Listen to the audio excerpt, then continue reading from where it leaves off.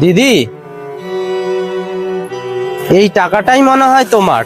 আমি রাস্তার পাশে কুড়িয়ে পেয়েছিলাম। কিন্তু দাদা, উপরে ভগবান আছে দিদি, মিথ্যা কথা বলবো না, এটা তোমারই টাকা। আমি 500 টাকাই কুড়িয়ে পেয়েছি, না এর থেকে বেশি পেয়েছি না এর থেকে কম পেয়েছি। হ্যাঁ দাদা, আমারও 500 টাকাই হারিয়েছিল। কিন্তু কোনো কিন্তু নেই দিদি, এই টাকাটা তোমারই।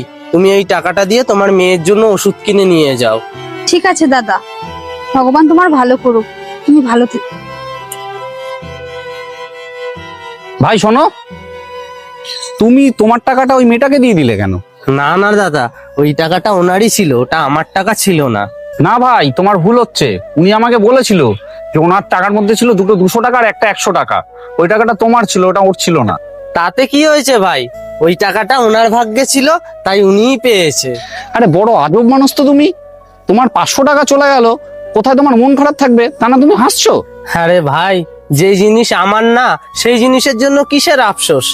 আর উপরওয়ালা হয়তো আমাকে এই জন্যই টাকাটা পাইয়ে দিয়েছিল, যাতে আমি ওই মেয়েটাকে সাহায্য করতে পারি, তার মেয়েটাকে যাতে ওষুধ কিনে দিতে পারে। কিরে, খাবারটা এখানে ফেলে তুই ওখানে কি করছিস? খাবারটা খেলে খা, না খেলে না খা, কিন্তু আবার টাকাটা দিয়ে যা। আমার কাছে তো এখন টাকা নেই, আমি কিভাবে টাকা দেবো? টাকা নেই মানে?